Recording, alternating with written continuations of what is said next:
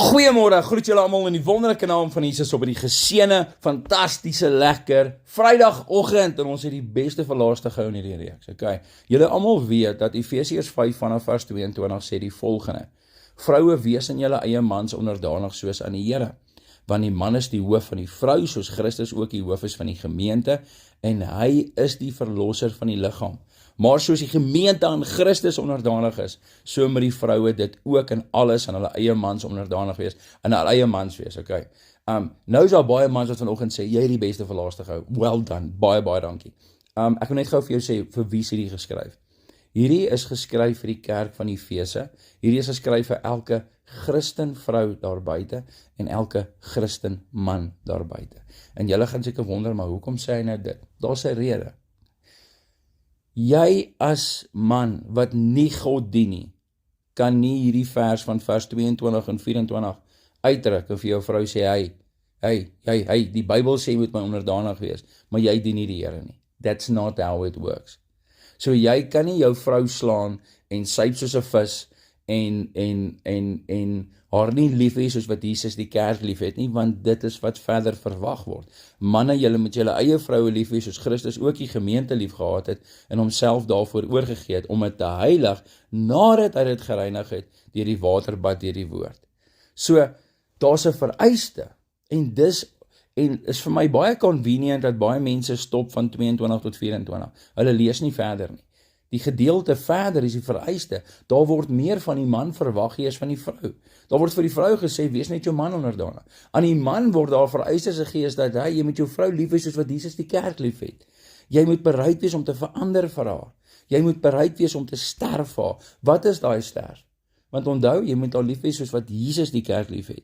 Jy moet bereid wees, Jesus het gesterf vir die kerk. Nou hoe sterf jy vir jou vrou? Daar moet wedergeboorte in jou lewe plaasvind. Die man waar daar nie wedergeboorte in sy lewe plaasgevind het nie, kwalifiseer nie vir hierdie gedeelte in Efesiërs 5.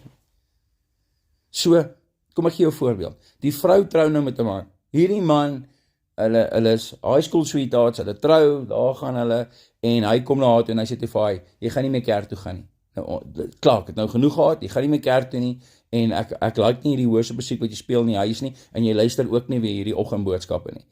Nou gaan sy en sy sê, okay, Efesiërs 5 vers 22 tot 24 sê my man onderdanig wees, so nou moet ek ophou die Here dien. Dis nou wat verwag word. Ek moet nou ophou die Here dien. Nee, jy moet jou man onderdanig wees wanneer jou man jou lief het, soos wat daar beskryf word vanaf vers 25. En wat word beskryf daar? 'n man wat God dien. Jy kan nie 'n man onderdanig wees wat nie God dien nie. Want hy gaan vir jou sê, gaan koop die dop, buite God se wil. Weer die een wat vir iemand sterk drank gee. So, daar gaan jy teen God se wil. Hy gaan vir jou sê, my vrou, vul daai jobkaart in, ons gaan hierdie mense charge vir parte wat ons nie in die kar ingesit het, buite God se wil. Verstaan julle hier vandag? Is dat jy kan nie die ongoddelike man onderdanig wees nie. So, okay, luister gou. As jy die man is van jou huis, en jy dien nie die Here nie, en jy wil vir jou vrou sê wat om te doen, fair enough, doen dit uit 'n vreeslike oogpunt, maar moenie God se woorde aanbring nie. Maar wanneer jy God dien, en jou vrou is jou nie onderdanig nie, en jy doen dit wat God se woord van jou verwag, dan kan jy vir sê, my baby, luister gou, die woord van God sê, en ek wil nie met jou beklei hieroor nie, ek herinner jou net aan die waarheid, dat die vrou met haar eie man onderdanig wees, so ek vra jou, respekteer my, vertrou my in hierdie saak, ek het gebid daaroor, ek sal nie 'n besluit nie wat nadelig is vir die gesin nie, ek het gebid hieroor, ek het gevas hieroor my vrou. Hoe klink dit? Dit klink baie beter, nee, want jy vertrou jou man, hy gaan na God toe vir sy antwoorde. So ek weet hierdie is baie kontroversieel, maar daar's soveel mans daar buite, wat so lank terug in sy lewe die Here gedien het, en wat vir jou sê, ek dien die Here op my manier. Sy manier om die Here te dien is om hom glad nie te dien nie, okay? En dan wil hy vir jou sê, jy sal my onderdanig wees, van die woord sê so. En dan vanoggend wil ek vir so 'n man sê, jy moet eers by God uitkom, Boeta. Jy moet eers die Here begin dien. Dan kan jy hierso kom en sê, jy moet my onderdanig wees, volgens Efesiërs 5. It doesn't work the other way around.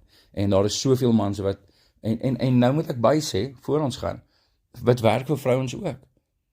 As jou man dan die Here dien, hy loop 'n pad met die Here, en jy is rebels en sê, ja, maar ek gaan dit, die vrou moet ook dan haar kant bring. Dit werk al twee kante toe, so dis nie net een kant nie, maar ek wil vanoggend net in die begin gefokus het hierop, want daar's soveel mans wat glad nie op pad met die Here stap nie. En sy pa het vir hom gesê, die Bybel sê my onderdanig wees, maar sy pa het nie vir hom geleer, dat hoorie so jy moet die Here dien nie. Sy pa het nie daai gedeelte vir hom gesê nie.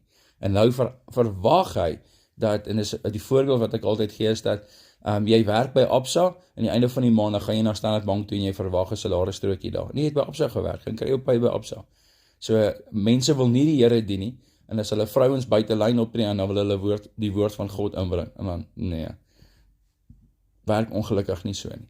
So ek het die beste gehou vir laaste, en ek weet altyd, daar sekere mense wat nie saamstem met hierdie gedeelte nie, maar ja, dit is wat dit is.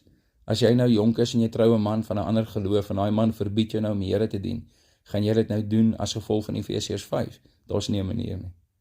God kom altyd eerste. Geen mens kom voor God nie. Dis die belangrikste antwoord wat ek vanoggend vir jou kan sê. Geen mens is die moeite werd om jou eerste liefde te verlaat nie. Openbaring leer vir ons, God is jou eerste liefde. Ek moes dit net vanoggend met jou deel. Geseënde dag verder, lekker naweek vir julle, en kan nie wag vir Sondag se diens nie, so opgewonde daaroor. Lekker dag julle, bye bye.